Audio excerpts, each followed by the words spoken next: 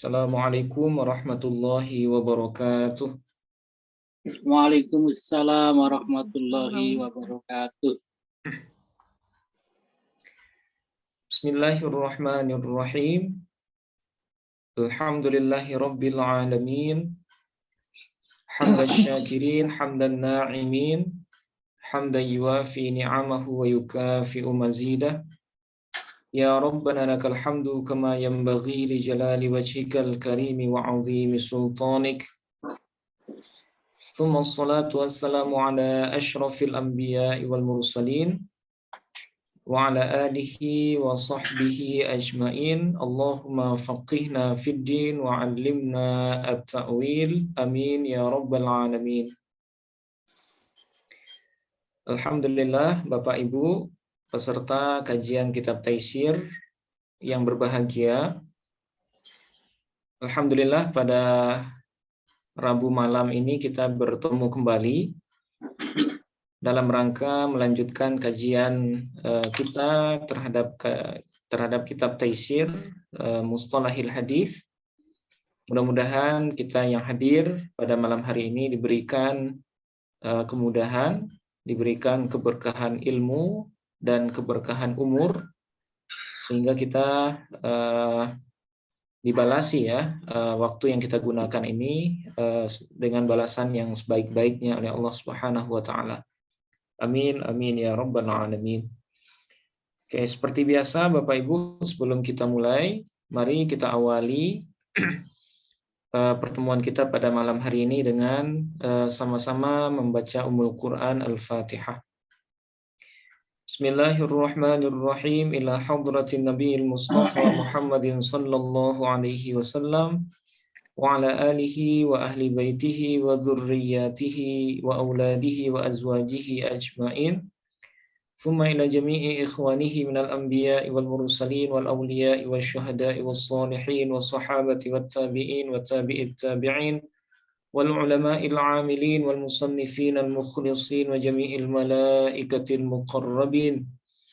Thumma ila jami'il muslimina wal muslimat wal mu'minina wal mu'minat, khususan ila aba'ina wa ummahatina wa jaddina wa jaddatina wa li qurubatina wa li ikhwanina wa li akhawatina wa li masyaikhina wa li masyaikhina wa li ustadzina wa li asatidatina wa li talamidina wa li tilmidatina wa li tullabina wa li talibatina wa liman ahsana ilaina bil khair wa liman asa'na ilaihim wa liman awsana bid du'a.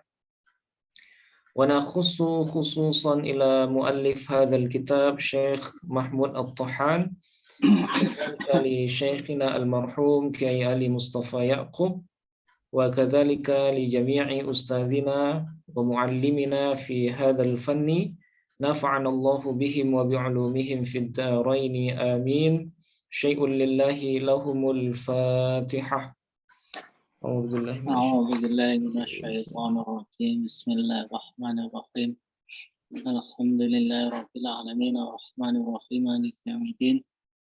Iyyaka na'budu wa iyyaka nasta'in. Ihdinas siratal mustaqim. Siratal ladzina an'amta 'alaihim ghairil maghdubi 'alaihim waladdallin. Oke, baik Bapak Ibu. Pada pertemuan sebelumnya, minggu lalu kita sudah selesai membahas hadis dhaif juga yang disebabkan oleh al-jahalatu birrawi. Ya, ketidaktahuan dengan identitas perawi. Nah, jadi hadis itu bisa terkategori sebagai hadis dhaif juga apabila di dalam sanadnya terdapat perawi yang diistilahkan dengan perawi yang majhul. Ya, perawi yang majhul. Nah, apa itu majhul? Perawi yang tidak dikenal orangnya. Ya, bisa jadi namanya dikenal, nah tapi identitasnya tidak diketahui. Bisa jadi orangnya namanya ada, nah cuma dia punya murid hanya 1 atau 2 orang saja. Nah, Atau bisa jadi di dalam sanad itu ada perawi yang namanya nggak disebut, tapi diganti dengan istilah rajulun atau imro'atun atau syaikhun misalnya. Nah, itu semuanya nanti tergolong sebagai hadis dhaif ya.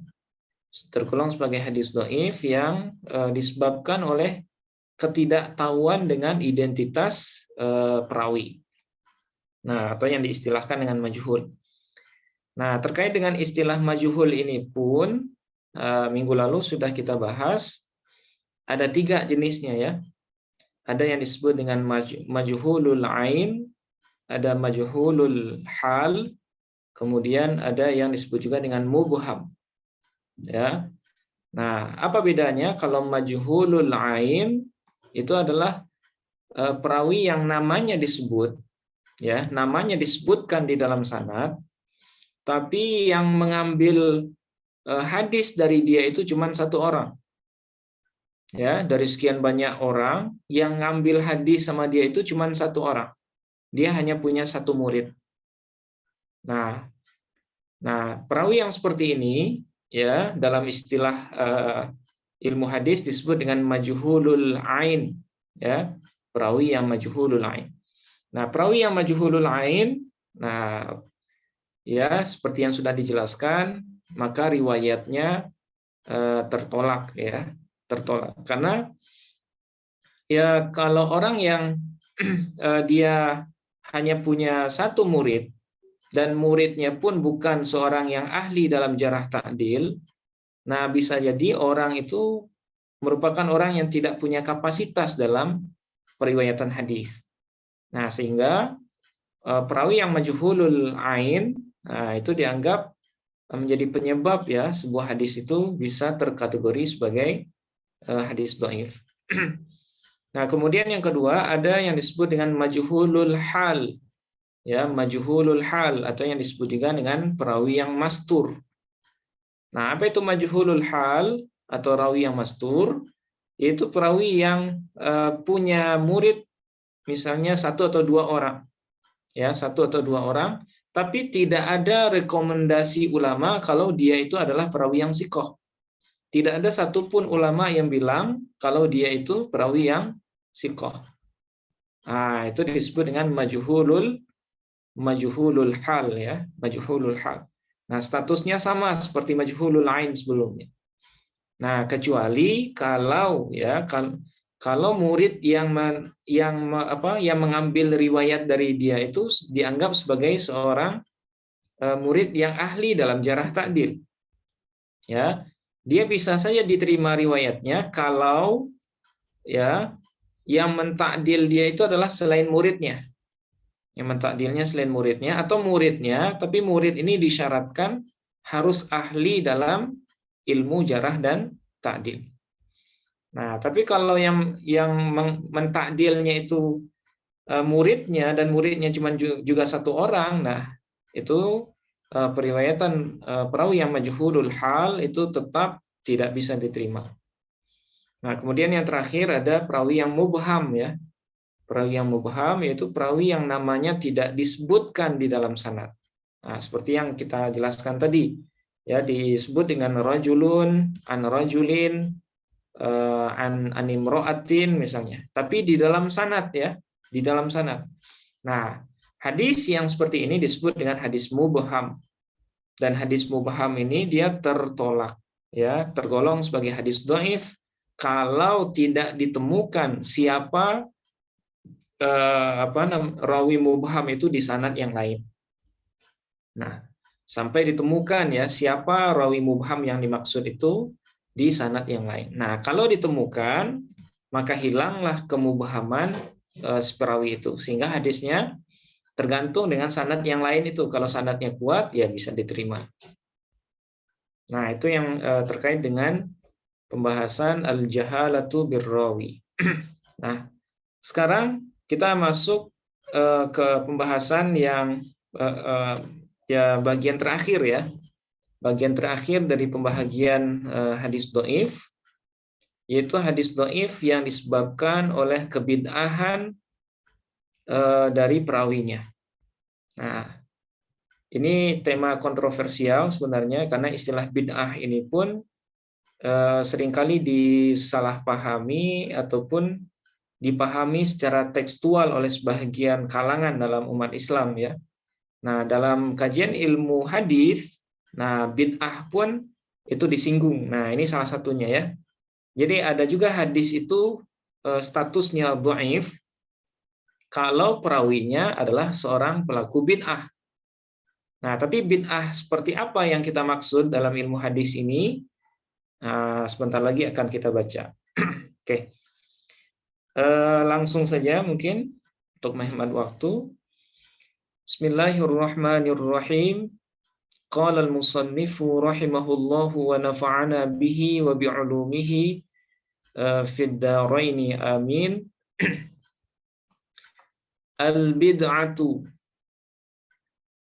Ini adalah pembahasan tentang bid'ah ya, tentang bid'ah. Artinya apa? Hadis yang dhaif gara-gara perawinya pelaku bid'ah. Nah, itu maksudnya. Nah, itu konteks bid'ah yang dimaksud di sini.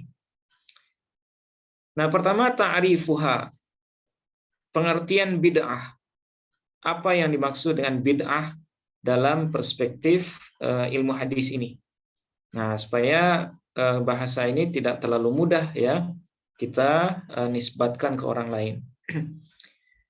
Lughatan hiya masdarun min bada'a bima'na ansha'a kabtada'a kama fil qamus.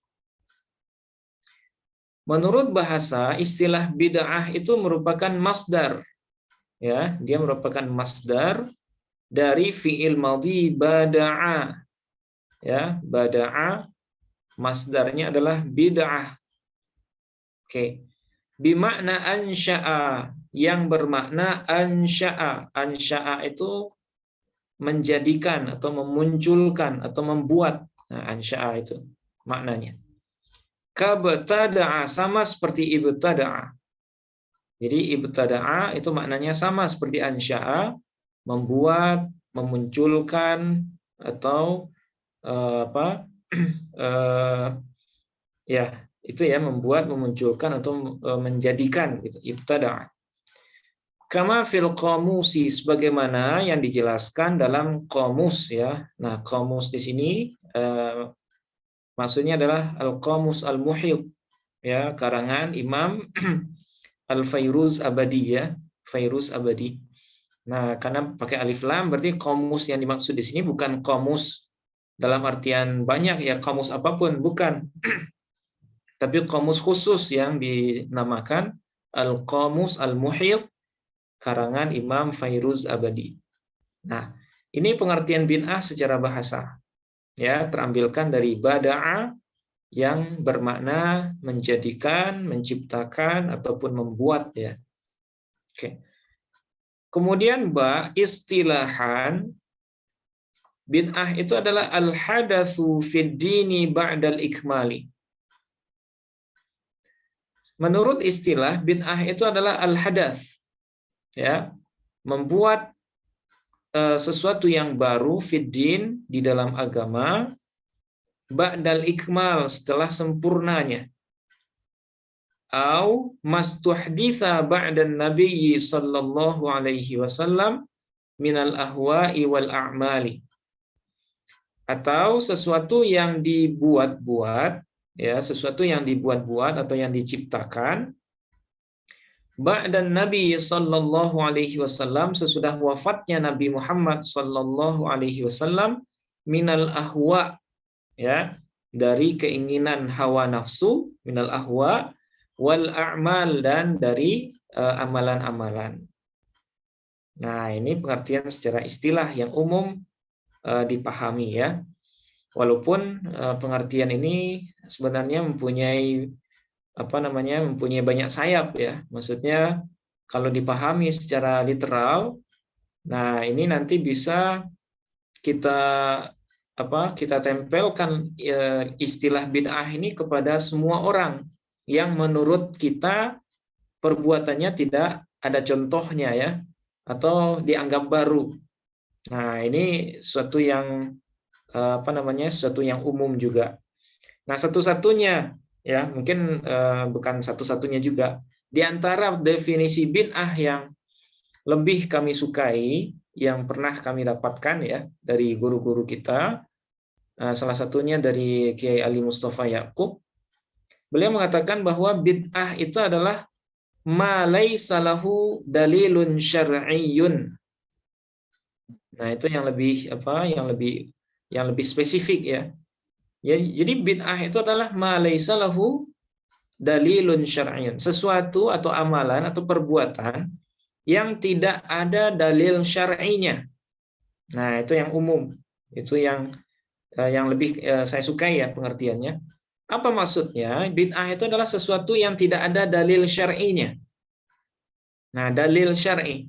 Nah, kalau kita belajar usul fikih, dalil syar'i itu banyak sebenarnya. Ya, dalil itu dalam usul fikih itu ada banyak, ada dua secara umum. Ada dalil yang muttafaqun alaih, ya. Kemudian ada dalil yang mukhtalafun fih. Ya, ada dalil yang disepakati. Nah, apa dalil yang disepakati? Ada Al-Qur'an, ada hadis, kemudian ada ijma, ada qiyas. Nah, itu dalil itu. Bukan Al-Qur'an dan hadis saja sebenarnya dalil itu. Tapi juga ada ijma, qiyas. Kemudian ada dalil yang mukhtalafun fih, yang diperselisihkan. Apakah dia bisa dianggap sebagai dalil atau tidak? Nah, kalau dalil yang seperti ini banyak lagi, ya. Ada yang disebut dengan istihsan, ada yang disebut dengan masalihul mursalah, ada yang disebut dengan istishab, ya. Ada syar'u man qablana dan lain-lain. Nah, itu semuanya adalah dalil. Ya, itu semuanya adalah dalil. Jadi salah paham kiranya orang-orang yang menganggap kalau dalil itu cuma Al-Qur'an dan hadis Nabi saja. Nah, kemungkinan orang yang mengatakan dalil itu hanya Al-Qur'an dan hadis Nabi, nah kemungkinan yang bersangkutan belum mempelajari ilmu usul fikih. Nah, kemungkinan ya, karena dalam ilmu usul fikih sangat masyhur yang dalil itu banyak, bukan hanya dari teks Al-Qur'an ataupun hadis Nabi. Oke. Nah, itu diantara pengertian bid'ah yang kami anggap lebih lebih syumul, lebih khusus gitu. Nah, sekarang anwa'uha. Sekarang jenis-jenisnya, ya, jenis-jenis bid'ah. Al-bid'atu naw'ani. Bid'ah itu ada dua jenis. Yang pertama adalah bid'atun mukaffiratun. Ay yukaffaru sahibuha bisababiha. Yang pertama adalah bid'ah mukaffirah, mukaffirah. Ya, bid'ah yang membuat kafir atau yang mengkafirkan, ya. Artinya yukaffaru sahibuha bisababiha. Artinya pelaku bid'ah itu yukaffar, dianggap kafir bisababiha, dengan sebab bid'ah tersebut. Nah, itu namanya bid'ah mukaffirah. Pelakunya bisa dianggap sebagai orang kafir. Nah, itu disebut dengan bid'ah mukaffirah. Nah, apa contohnya? Ka'ayya'taqida ma yastalzimul kufra. Seperti ya, seseorang yang meyakini sesuatu yang mengharuskan kekafiran atau sesuatu yang menyebabkan kekafiran. Nah, misalnya dia meyakini kalau Nabi Muhammad itu bukan nabi terakhir misalnya. Nah, itu kan sesuatu yang berkenaan dengan akidah, ya, sesuatu yang sudah disepakati ulama itu. Atau dia menganggap kalau sholat itu nggak wajib. Nah, kalau seandainya bid'ah atau seandainya seseorang meyakini seperti itu, maka bid'ah yang dia lakukan namanya bid'ah mukaffirah. Ya, bid'ah yang bisa saja membuat dia berstatus sebagai kafir karena dia mengingkari sesuatu yang sudah masyhur, sudah disepakati oleh para ulama. Wal mu'tamadu, dan yang dianggap atau yang dipandang dalam hal ini annalladzi turaddu riwayatuhu man ankara amran mutawatiran minasy-syar'i ma'luman minad dini bid-darurati. Nah, wal mu'tamad, adapun pengertian yang dipegang dalam istilah ini ya, dalam persoalan ini, annalladzi, bahwasanya perawi yang turaddu riwayatuhu, yang ditolak periwayatannya adalah man, adalah perawi yang mengingkari amron mutawatiron, ya, sesuatu yang bersifat mutawatir minasyar'i, dari syariat. Nah, kita sudah bahas ya, sudah pernah bahas mutawatir itu artinya sesuatu yang yang disampaikan oleh banyak orang. Ya, minimal di atas 10, ya minimal 10 lah. 10 ke atas. Ya, mengingkari sesuatu yang mutawatir dari syariat. Ya, misalnya sholat, mengingkari kewajiban sholat, mengingkari kewajiban zakat, mengingkari kewajiban puasa Ramadan. Nah, itu merupakan bid'ah yang bisa membuat orang jadi kafir. Ma'luman minad dini bid-darurati, yang sudah dikenal atau diketahui dari agama bid-darurati, secara darurah, maksudnya secara mudah. Ya. Karena tidak ada orang yang, kalau orang muslim, tidak akan ada di antara mereka yang bilang sholat itu nggak wajib. Ya, tidak akan ada muslim yang bilang kalau puasa Ramadan itu tidak wajib. Zakat itu tidak wajib. Kalau seandainya ada orang yang mengaku muslim, tapi dia bilang sholat nggak wajib, puasa nggak wajib, ya, padahal itu merupakan persoalan yang sudah mutawatir, sudah dikenal oleh banyak orang, dan sudah masyhur dalam agama kita. Nah, kalau seandainya ada orang seperti itu, maka bid'ahnya itu disebut bid'ah mukaffirah.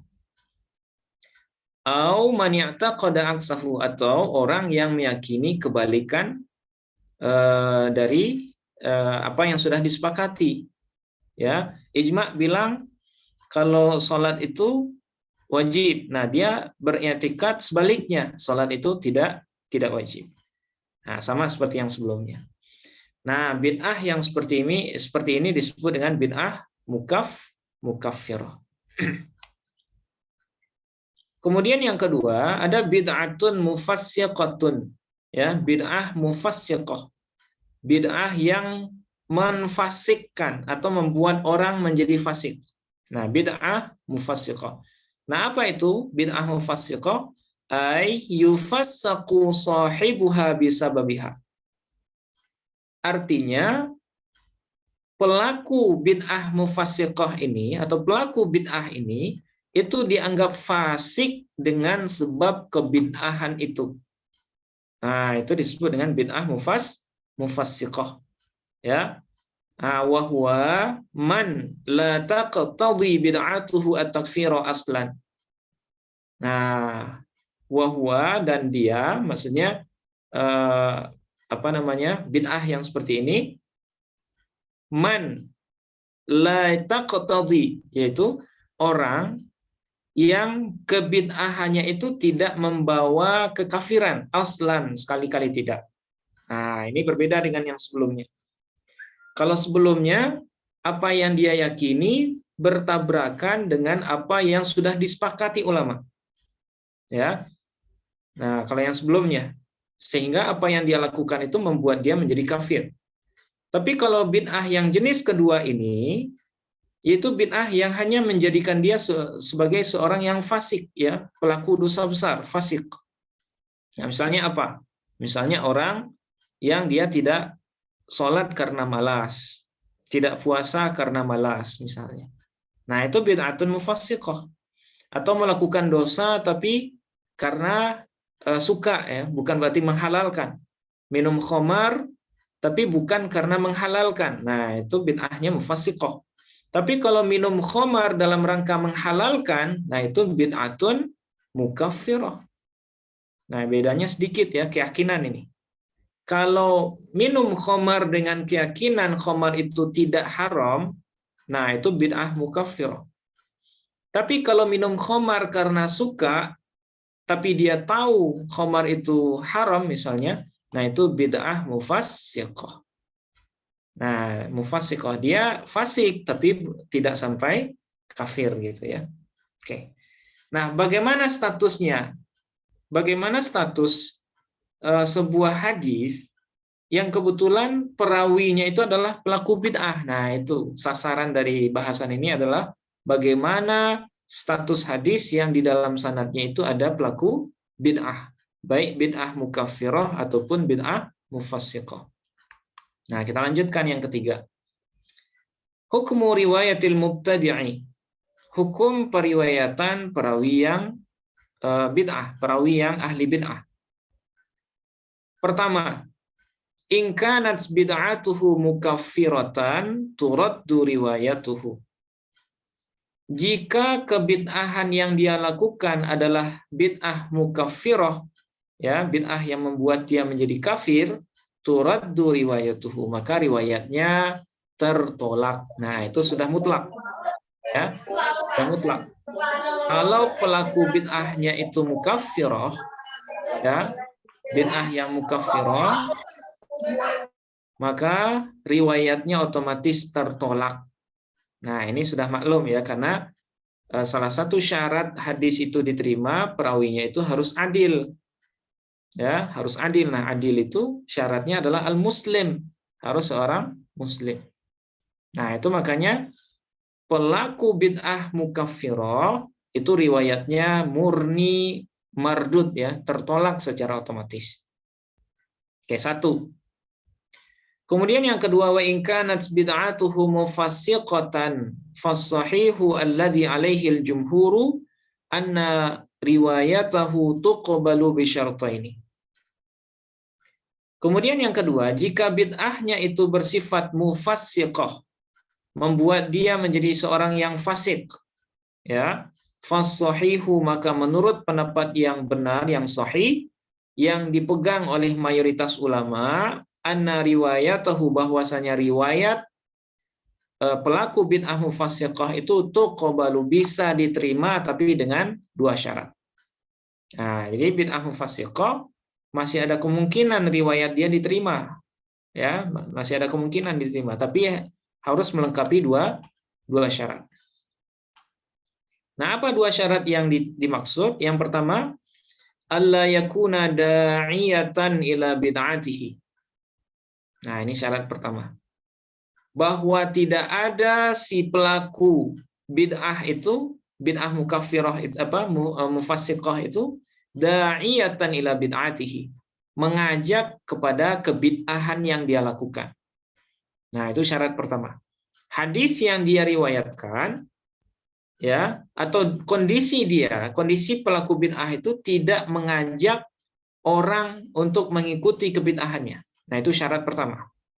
Dia melakukan bid'ah tapi sendiri aja, dia nggak mau ngajak orang. Nah, itu syarat pertama. Kemudian syarat kedua, wa alla yarwiya ma yurawwiju bid'atahu. Kemudian yang kedua, bahwa tidak meriwayatkan dia, ya, terhadap hadis yang yurawwiju bid'atahu, yang memperkuat atau yang menyebarluaskan kebid'ahannya. Nah, jadi hadis yang dia riwayatkan itu tidak memperkuat apa yang atau perlakuan bid'ah yang sedang dia lakukan. Nah, kalau seandainya dua syarat ini terpenuhi, maka riwayat pelaku bid'ah mufassiqah itu masih bisa diterima. Ya, masih bisa diterima. Yang pertama tadi, dia tidak mengajak orang kepada mengikuti bid'ah yang dia lakukan. Kemudian yang kedua, dia tidak meriwayatkan hadis yang mendukung kebid'ahannya. Tapi kalau hadisnya mengajak supaya meninggalkan sholat, atau tidak usah bayar zakat misalnya, dan itu dia sampaikan, sami'tu atau haddatsani an siapa, dari siapa misalnya, yang mendukung apa yang dia lakukan, kebid'ahan yang dia lakukan, maka otomatis riwayat itu mardud ya, tertolak. Oke. Nah, itu dua syaratnya. Nah, sekarang apakah hadis yang diriwayatkan oleh perawi bid'ah ini punya nama khusus? Nah, ini pertanyaan selanjutnya. Hal li haditsil mubtadi'i ismun khasun? Apakah untuk hadis yang diriwayatkan oleh pelaku bid'ah mempunyai nama khusus? Nah, ini pertanyaannya. Jawabannya laitsa li haditsil mubtadi'i ismun khassun bihi. Tidak ada nama khusus ya untuk hadis yang diriwayatkan oleh pelaku bid'ah. Wa innama hadithuhu min naw'il mardudi. Hanya saja hadis yang dia riwayatkan itu masuk dalam kategori hadis mardud, ya, hadis yang tertolak atau hadis dhaif, kama arafta, sebagaimana yang sudah kamu ketahui. Wala yuqbalu illa bisyurutil lati dzukirat anifan. Dan tidak bisa diterima riwayatnya kecuali dengan syarat-syarat yang sudah disebutkan barusan. Nah, jadi tidak ada nama khusus ya, tidak ada nama khusus untuk hadis ini, tapi dia dianggap sebagai hadis dhaif secara umum. Ya, dia dianggap sebagai hadis dhaif secara umum, sama seperti hadis dhaif yang lain. Tapi kalau yang al-jahalatu yang kemarin, ya, atau hadis yang disebabkan oleh perawi yang mubham, nah itu dia punya nama khusus, namanya adalah hadis mubham. Nah, hadis yang punya ilat namanya hadis mu'allal. Nah, tapi kalau hadis yang diriwayatkan oleh perawi yang pelaku bid'ah, nah dia tidak punya nama khusus, hanya sebatas hadis dhaif saja ya, hadis dhaif yang kebetulan diriwayatkan oleh ahli bid'ah. Oke. Nah, ini pembahasan tentang perawi bid'ah.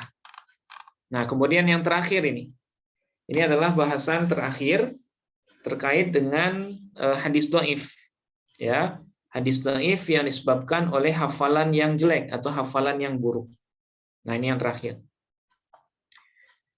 Su'ul hifzi. Ya, hadis dhaif yang disebabkan oleh su'ul hifzi, hafalan yang jelek atau hafalan yang buruk. Nah, ada kalanya hadis itu jadi dhaif karena perawinya punya hafalan yang jelek. Ya, hafalan yang sangat buruk. Dari 10 hadis, 8 hadis lupa. 2 hadis pun itu setengah-setengah. Nah, itu su'ul hifiz namanya. Ya, hafalannya jelek. Nah, kalau seandainya kita ketemu dengan hadis yang di dalam hadis itu ada perawi, ya, ada perawi yang dia punya su'ul hifiz, punya hafalan yang sangat buruk, nah maka nanti hadis itu juga akan jatuh derajatnya menjadi hadis dhaif. Nah, tapi apa maksud hafalan buruk di sini? Nah, kita baca syarahnya. Ta'rifu sayyi'il hifzi. Pengertian orang yang buruk hafalan. Nah, apa yang dimaksud dengan hafalan buruk itu atau orang yang punya hafalan buruk? Huwa, ya, sayyi'ul hifiz itu adalah man lam yurajjah janibu isabatihi ala janibi khata'ihi atau khati'ihi. Orang yang sisi benarnya tidak lebih kuat dari sisi salahnya. Nah, artinya apa? Artinya salahnya lebih banyak ketimbang benarnya. Nah, itu namanya su'ul hifzi. Ya, seperti yang saya jelaskan tadi, dari 10 hadis yang dia riwayatkan, 8 hadis diantaranya dia lupa-lupa ingat. Ada yang awalnya lupa, tengahnya ingat, akhirnya lupa. Ada yang awalnya lupa, atau awalnya ingat, tengahnya lupa. Begitu juga dengan akhirnya. Dari 10 hanya 8 atau 9. 9-nya lupa. Hanya 1 yang bisa, misalnya. Nah, itu disebut dengan orang yang punya hafalan buruk. Nah, bagaimana status hadis yang diriwayatkan oleh orang yang punya hafalan buruk? Nah, nanti setelahnya akan kita bahas. Yang kedua, anwa'uhu, jenis-jenis su'ul hifiz, ya, jenis-jenis dari hafalan yang tidak bagus.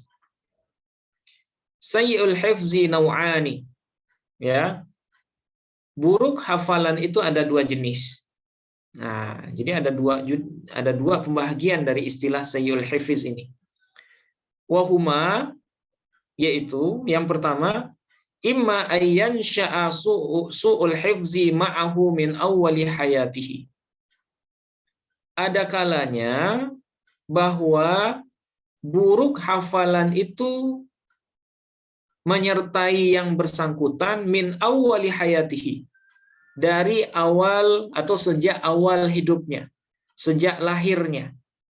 Nah, jadi ini kelainan ya, mungkin ada kelainan kelainan pas lahir yang membuat daya ingat dia itu sangat kurang. Ya, dia sangat susah dalam menghafalkan ungkapan orang. Nah, ini bawaan lahir ini, su'ul hifiz yang disebabkan oleh bawaan lahir. Wa yulazimuhu fi jami'i halatihi, dan buruk hafalan itu menyertai yang bersangkutan fi jami'i halatihi, dalam semua kondisinya. Ya, apapun yang dia lakukan itu lupa semua, tidak bisa menjelaskan. Ya, baik dalam belajar, baik dalam kehidupan sehari-hari, baik ketika dia berbicara dengan orang dan sebagainya. Pokoknya dalam semua aktivitas dia itu dia selalu lupa dengan apa yang dia akan sampaikan. Nah, itu su'ul hifiz yang bawaan dari lahir. Wa yusamma khabaruhu asyadza ala ra'yi ba'di ahli hadits. Dan dinamakanlah khobar yang diriwayatkan oleh perawi yang seperti ini dengan asyadza, ya, hadis syadz menurut pendapat sebahagian ahli hadis. Nah, jadi kalau seandainya ada hadis ya yang diriwayatkan oleh orang yang hafalannya buruk sejak lahir atau bawaan lahir, maka hadis yang dia riwayatkan itu terkategori sebagai hadis syadz namanya. Ya, hadis syadz. Walaupun ya selama ini yang kita kenal hadis syadz ini adalah riwayat perawi siqah yang bertentangan dengan riwayat perawi yang lebih siqah. Nah, itu selama ini yang kita pahami ya. Tapi kadangkala ada juga hadis syadz itu yang disebabkan oleh perawi yang hafalannya sangat buruk sejak lahir. Nah, itu juga bisa dikategorikan sebagai hadis syadz. Oke, satu. Kemudian yang kedua, wa imma ayyakuna su'ul hifdzi tari'an 'alaihi. Dan ada kalanya ya buruknya hafalan itu tari'an 'alaihi. Ya, mendatang, maksudnya datang alaihi kepadanya. Artinya bukan bawaan lahir. Ya, bukan bawaan lahir. Buruk hafalannya itu muncul di umur sekian misalnya. Atau disebabkan oleh hal itu, bukan dari lahir. Ya, bukan dari lahir. Imma likibarihi, ada kalanya karena umurnya yang sudah tua, ya, sudah pikun. Nah, itu menyebabkan hafalannya buruk. Nah, itu tari'an namanya, tari'an alaihi. Au lidhihabi basarihi, atau karena hilangnya penglihatan si perawi. Ya, karena penglihatannya hilang, maka dia nggak bisa lagi membaca riwayat yang dia tuliskan di buku catatannya. Nah, itu masuk dalam kategori su'ul hifiz. Ya, penglihatan hilang, kemudian dia nggak bisa membaca riwayat yang dia tuliskan. Nah, itu juga terkategori sebagai su'ul hifiz. Au lihtiraqi kutubihi, atau karena kitabnya yang terbakar. Nah, ada juga perawi yang seperti itu. Ya, kitabnya yang terbakar. Nah, seperti misalnya Ibnu Lahiyah ya, perawi yang sangat terkenal yang dia sejak kitabnya terbakar. Nah, dia adalah seorang perawi yang dhabitul kitab, dhabitul kutub, yang dia meriwayatkan hadis dengan melihat catatan ya. Nah, ketika catatan seorang dhabitul kitab itu hilang, nah, maka dia jatuh kepada derajat su'ul hifiz jadinya. Ya, orang yang hafalannya buruk. Nah, salah satu contohnya seperti Ibnu Lahiyah itu yang terkenal ya. Nah, jadi riwayat beliau sesudah kitabnya terbakar, nah itu tidak bisa diterima lagi. Karena dia nggak tahu lagi mana riwayat yang sahih ya, yang yang bisa diterima dan mana yang tidak, karena semua catatan dia habis ya, catatan dia terbakar. Fahada yusamma al-mukhtalatu, maka perawi yang seperti ini yusamma dinamakan juga dengan perawi yang mukhtalat. Ya, mukhtalat. Perawi yang berubah pikirannya. Nah, itu mukhtalat. Oke.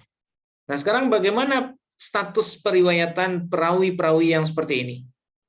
Nah, sekarang kita rinci ya. Yang ketiga, hukmu riwayatihi. Hukum periwayatan perawi yang su'il hifiz, yang jelek hafalan. Amal awwalu wa huwa man nasha'a ala su'il hifzi fariwayatuhu mardudatun. Adapun jenis yang pertama, nah yang pertama tadi jelek hafalan yang disebabkan oleh bawaan lahir. Nah, adapun yang pertama wahwa yaitu man nasya'a, perawi yang terlahir dalam kondisi hafalan yang buruk. Nah, fariwayatuhu mardudatun, maka riwayatnya itu mardudah, otomatis tertolak ya. Nah, bukan berarti ahli hadis menghinakan orang yang terlahir dalam terlahir dalam kondisi seperti ini, bukan. Tapi ini dalam rangka menjaga periwayatan hadis Nabi, ya, supaya hadis Nabi itu terjaga, terpelihara sampai kapanpun gitu. Karena kalau seandainya orang yang jelek hafalan riwayatnya tetap diterima, dan apalagi hal ini berkaitan dengan agama, itu bisa gawat ya. Bisa jadi agama kita rusak dibuatnya kalau seandainya diterima periwayatan orang seperti ini. Nah, kemudian yang kedua, wa amma tsani, adapun yang kedua, ya, orang yang hafalannya buruk yang disebabkan oleh satu sebab, misalnya karena tua, sudah sepuh misalnya, atau karena penglihatan yang hilang, karena sakit mata atau lain sebagainya, atau karena kitabnya yang terbakar, awil mukhtalatu, atau yang disebut juga dengan perawi mukhtalat, fal hukmu fi riwayatihi at-tafsilul ati. Maka hukum dalam periwayatannya adalah sebagaimana rincian berikut. Nah, jadi ada rincian dalam menerima ataupun menolak perawi yang mukhtalat. Yang pertama, fama haddatsa bihi qabla al-ikhtilati wa tamayyaza dzalika famaqbulun. Maka ma haddatsa bihi, maka hadis yang diriwayatkan oleh rawi mukhtalat qabla al-ikhtilat, sebelum dia ikhtilat, sebelum dia pikun misalnya, sebelum penglihatannya hilang atau sebelum kitabnya terbakar, wa tamayyaza dzalika, dan hal itu bisa diidentifikasi, bisa dibedakan. Ya, bisa dibedakan. Oh, ini hadis ini dia riwayatkan atau saya dapat sebelum dia ikhtilat, sebelum dia pikun, atau sebelum dia kitabnya terbakar misalnya. Bisa dibedakan seperti itu. Fama qabulun, maka hadisnya bisa diterima. Nah, ini kondisi pertama. Kalau hadis yang dia riwayatkan sebelum dia ikhtilat dan bisa diidentifikasi, bisa dibedakan, maka riwayatnya masih bisa diterima. Oke. Kemudian wa ma haddatsa bihi ba'dal ikhtilat famardudun. Nah, ini yang kedua. Adapun hadis yang dia riwayatkan ba'dal ikhtilat, setelah ikhtilat, setelah daya ingatnya hilang, ya, setelah dia tua, pikun, atau setelah penglihatannya hilang, atau setelah kitabnya terbakar, famardudun, maka riwayatnya mardud, ya, tertolak. Oke, ini yang kedua. Kemudian yang ketiga, ya, wa ma lam yatamayyaz atau wa ma lam yutamayyaz annahu haddatsa bihi qabla al-ikhtilati aw ba'dahu tuqifa fihi hatta yatamayyaza atau hatta yutamayyaza.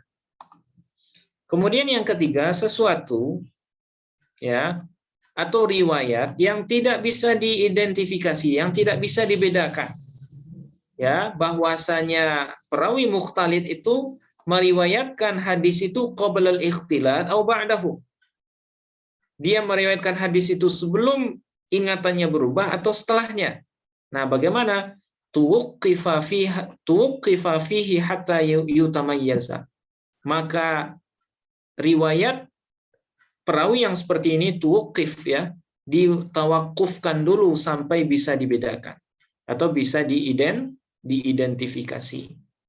Nah, jadi kalau hadis atau riwayat yang dikeragui misalnya dari si perawi ini, apakah hadis yang disampaikannya ini setelah dia berubah pikiran atau berubah daya ingat atau sesudah itu atau sebelum itu. Nah, kalau tidak bisa dipastikan, maka tawakuf terlebih dahulu. Tawakuf itu artinya tidak menerima dan tidak juga menolak ya, sampai nanti bisa dipastikan dia menyampaikan hadis itu sebelum sebelum dia ikhtilat atau sesudahnya.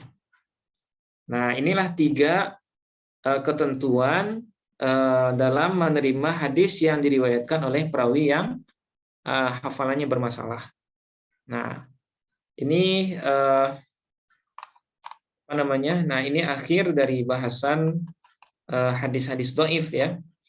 Jadi kalau kita runut dari awal bahwa hadis dhaif itu, nah sebagaimana yang di bagan ini, nah hadis dhaif itu, nah secara umum dibagi 2 dulu ya. Ada yang dhaif gara-gara sanadnya terputus, kemudian ada juga yang dhaif gara-gara perawinya yang cacat. Nah, ini semuanya sudah kita bahas. Adapun hadis dhaif yang disebabkan oleh sanadnya yang terputus, nah itu ada yang mu'allaq namanya, ada hadis mursal, ada mu'dhal, ada munqati', ada mudallas, ada mursal khafi. Kemudian ada juga mu'an'an ya, mu'annan. Nah, itu semuanya sudah kita bahas. Kemudian hadis dhaif yang disebabkan oleh cacatnya perawi. Nah, ini juga sudah kita bahas ya. Yang disebabkan oleh 10 sebab dulu. Ada yang disebut dengan hadis maudhu', hadis mungkar ya, hadis matruk, kemudian hadis mu'allal, hadis syadz, kemudian hadis ada juga yang 5 itu yang disebabkan oleh berlawanan dengan perawi siqah. Ada hadis mu'dhal, ada hadis mudraj ya, hadis mudraj, hadis muttarib, kemudian hadis al-mazid fi muttasilil asanid dan lain-lain. Nah, terakhir yang barusan hadis yang diriwayatkan oleh perawi yang hafalannya buruk. Kemudian perawi yang pelaku bid'ah sebagaimana yang sudah kita jelaskan barusan. Nah, insyaallah minggu depan kita akan masuk bab baru ya, yaitu hadis ahad yang bersyarikat atau yang mempunyai 2 kemungkinan ya, bisa diterima dan bisa juga ditolak. Nah, ini bab baru, fasal baru. Nah, sampai di sini Bapak Ibu ya pembahasan kita pada malam hari ini. Kalau ada hal-hal yang bisa kita diskusikan atau ada yang akan menambahkan, nah kita silahkan. Mungkin 3 sampai 5 menit ya. Oke, silahkan Bapak Ibu.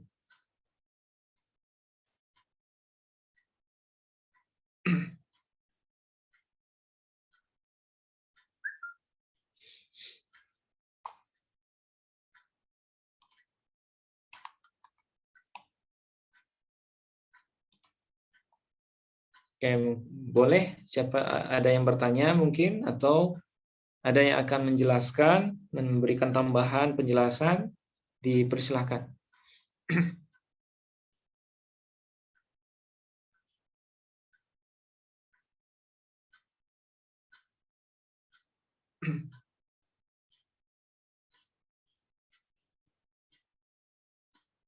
Oke, bisa dipahami semua ya.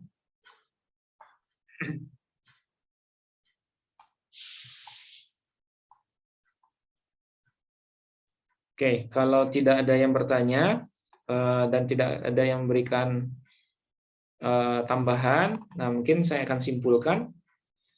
Jadi malam ini kita membahas 2 jenis penyebab hadis dhaif ya. Dua jenis dari penyebab hadis dhaif, yaitu bid'ah, kemudian yang kedua su'ul hifiz. Nah, bid'ah itu maksudnya pelaku bagaimana status hadis yang diriwayatkan oleh pelaku bid'ah. Ya, baik bid'ahnya mukaffirah ataupun mufassiqah. Nah, itu sudah kita bahas. Kalau diriwayatkan oleh ahli bid'ah yang mukaffirah, nah itu otomatis ditolak ya. Otomatis hadisnya dhaif. Tapi kalau diriwayatkan oleh perawi yang pelaku bid'ah yang mufassiqah, nah itu bisa diterima tapi dengan dua syarat. Ya, yang pertama dia tidak mengajak orang kepada kebid'ahan yang dia lakukan. Kemudian yang kedua, dia tidak meriwayatkan hadis yang mendukung kebid'ahan dia. Nah, selama dia tidak melakukan dua hal ini, maka riwayat ahli bid'ah yang mufassiqah masih bisa diterima. Oke, itu satu. Kemudian yang kedua terkait dengan su'ul hifiz, ya, hafalan yang buruk. Pada dasarnya perawi yang punya hafalan buruk itu hadisnya tidak diterima. Nah, tapi dalam hal ini ada dua jenis kategori orang yang punya hafalan buruk, ya. Ada perawi yang hafalannya buruk sebagai bawaan lahir, kemudian ada perawi yang hafalannya bermasalah karena ada sesuatu, ya. Mungkin karena umurnya yang sudah tua, atau karena penglihatannya yang hilang, atau karena kitabnya yang terbakar. Nah, bagaimana status dari hadis yang diriwayatkan oleh orang yang seperti ini? Nah, sudah kita simpulkan juga. Kalau yang dari hafalan buruk akibat bawaan lahir itu otomatis tertolak, ya, otomatis tertolak. Tapi kalau yang su'il hifiz yang disebabkan oleh penyebab, ya, tua atau kitab yang terbakar tadi, ada 3 rincian. Kalau dia riwayatkan sebelum ikhtilat, ya, itu masih bisa diterima dengan syarat bisa dibedakan. Kemudian yang kedua, kalau dia riwayatkan setelah ikhtilat, maka pasti ditolak. Karena tidak mungkin, ya, karena dia tidak mungkin bisa meriwayatkan setelah ikhtilat. Nah, kemudian kalau seandainya ragu apakah riwayat itu dia riwayatkan sebelum ikhtilat atau sesudah, maka statusnya adalah tawakuf. Ya, hadisnya tidak bisa diterima dan juga tidak bisa ditolak itu sampai bisa diketahui kapan hadis itu dia sampaikan. Nah, mungkin sampai di sini Bapak Ibu bahasan kita pada malam hari ini. Insya Allah minggu depan kita akan masuk bahasan baru, ya. Mudah-mudahan kita disehatkan dan dipanjangkan umurnya sampai kita selesai membaca kitab ini. Amin, amin ya rabbal alamin. Sampai di sini kita akhiri, kita tutup dengan hamdalah, alhamdulillahi rabbil alamin. Assalamualaikum warahmatullahi wabarakatuh. Waalaikumsalam warahmatullahi wabarakatuh. Syukran Ustaz. Syukran Ya, Ustaz. ya. Live, izin live ya. Iya, sama-sama Pak. Ya. Ya, mangga. Oke, mohon izin duluan Bapak Ibu. Iya Ustaz.